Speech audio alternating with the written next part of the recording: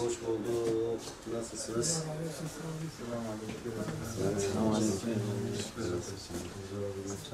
Başka hesaplar Allah aşkına bu ulti çok yaygındır. normaldir değil mi? Bazı vücudun temizlemesi gerekiyor. Zatürre dönemde de olanın da çıkmaz şimdi. Yani bunu da bizim üzerimize atmayız, sağlık sen üzerine. Şimdi sizin yine falan yapayım dedim. Kuyruk, eskiden yağ, şeker, tüp kuyruğu var biliyorsunuz.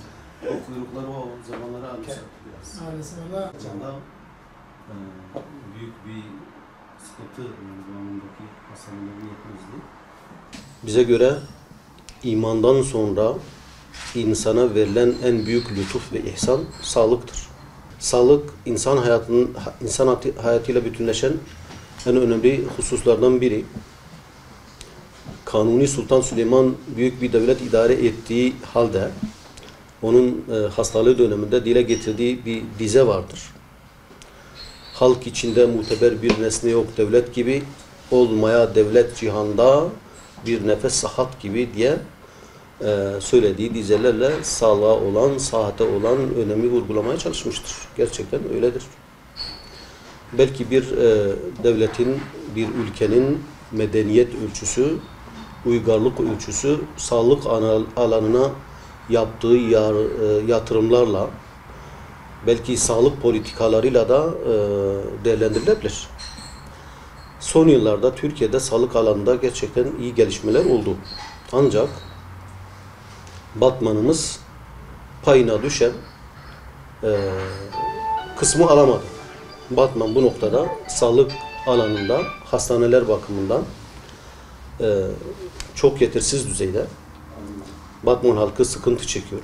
Kaldı ki Batman çevre il ve ilçelerin de birçok konuda olduğu gibi sağlık alanında Batman'a yani yönelilen tedavi amaçlı gelinen bir il durumuna gelmiştir. Biliyoruz ki Şırnak'tan, Cizre'den, Silopi'den, Siirt'ten ve başka yerlerden insanlar Batman'a tedavi olmak için geliyor. Dolayısıyla sadece Batman halkına değil, belki bölgeye hitap etmesi gereken bir durumdur Batman'daki hastaneler. Fakat maalesef Batman'ın mevcut hastaneleri Batman halkına yetmiyor. Üçüncü kademe dediğimiz araştırma, yani Sağlık Bakanlığı'na bağlı bir eğitim araştırma hastanemiz yok. Üniversiteye bağlı bir tıp fakültemiz yok. Bölge hastanemiz gerçekten mevcut nüfusa göre çok yetersiz kalmakta.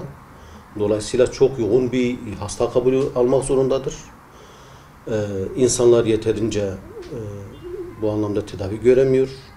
Yeterince sağlıklı bir muayene geçiremiyor. Çünkü normalde bir hekimin günlük olarak belki 30-40 hastaya bakması gerekirken bu sayı eğer 60'a 80'a çıkıyorsa tabii bu anlamda ilgide yetersiz kalır. Ve bu yoğunluk haliyle çalışan personelin de yüküne bir ayrıtı bir iş yükü getiriyor. O da yıpranıyor. Yani her açıdan bakıldığında maalesef Batman'da bu konuda büyük bir sıkıntı var. Kadın Doğum ve Çocuk Hastanesi başlı başına bir fecaat bu anlamda.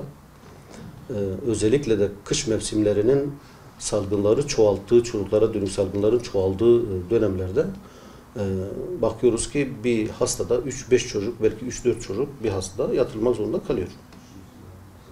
Bunları daha önce de zaman zaman dile getirdik fakat bugünkü ziyaretimiz münasebetiyle de bunları dillendiriyoruz. Sizden de istirhamımız bu işin takipçisi olmanız.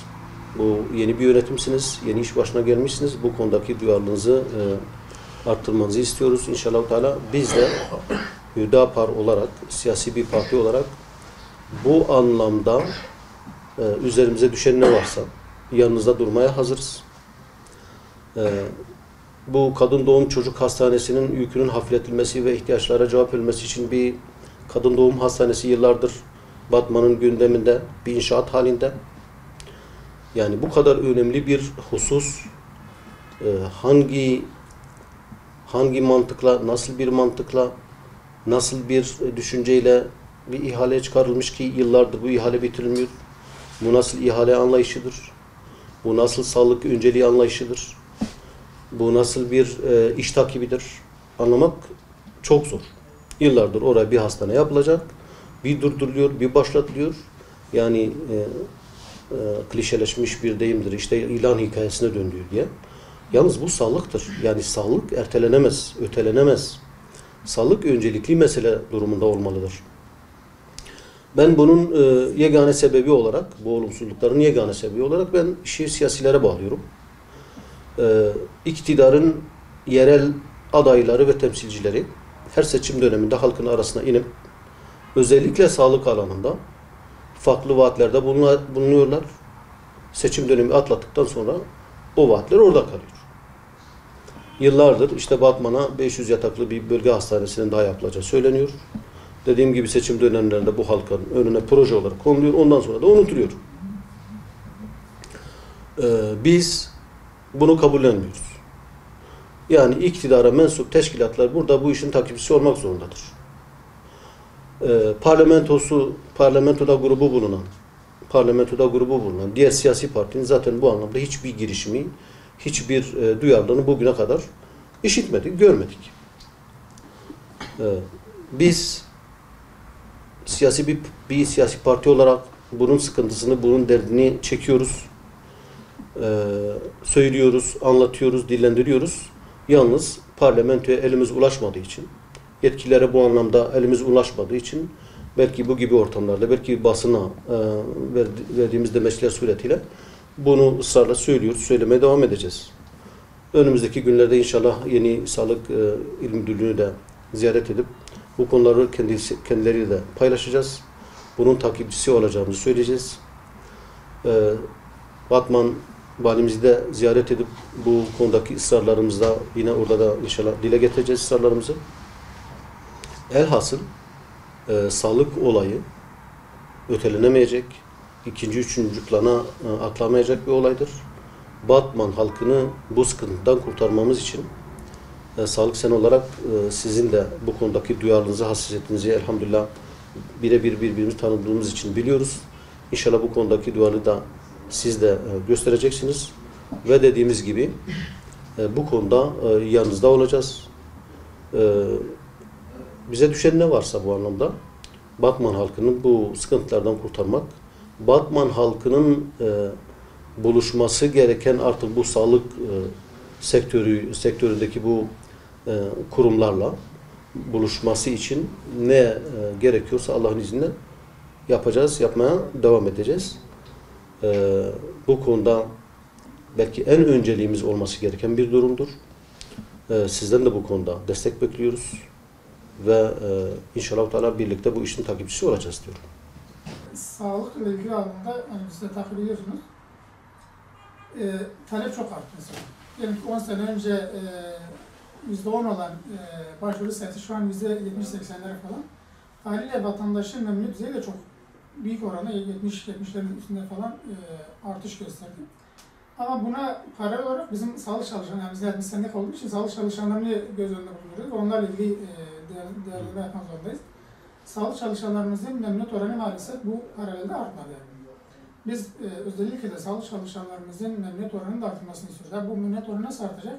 Gerek çalışma şartlarının iyileştirilmesi, gerek özlük haklarının iyileştirilmesi ve buna yönelik taleplerinin de değerlenmesi yoluyla mümkün olabilir. Mesela size hastanelere falan gidiyorsunuz.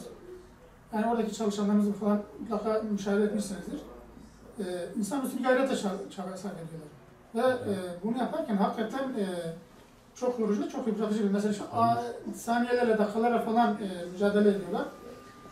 Tabi bazen de mesela görüyoruz, yani işte duyuyoruz işte bazı vatandaşlarımız yani çoğunu yani genelleme yapmak doğru olmaz ama bazı vatandaşlarımız da bu hizmet sunumu sırasında çalışanlarımızla karşı karşıya gelebiliyor ve onlara işte sözlü, fiziki saldırıda bulunabiliyor maalesef. Hakikaten yani biz bunun kesinlikle kabul edilir bulmuyor yani bu şekilde kabul edilir değil. Çünkü oradaki sağlık çalışanları ben yani hemen hemen tamamında eminim ki elinden gelen gayreti gösteriyor. Bazen imkanı olmayabilir, bazen yetişmeyebilir, bazen yani yoğunluktan dolayı göz ardı edilir olabilir ama kesinlikle bilinçli olarak hiçbir çalışanlarımız yani vatandaşa hizmet vermeme noktasında ya da kötü hizmet verme noktasında böyle bir anlaşım içerisinde değil. Yani bazı iletişimdeki sıkıntılar falan olabilir. O hani insani bir durumdur, insani bir problemdir. Onun dışında hani biz çalışanlarımız konusunda da vatandaşlarımızdan özellikle hassasiyet göstermelerini bekliyoruz yani.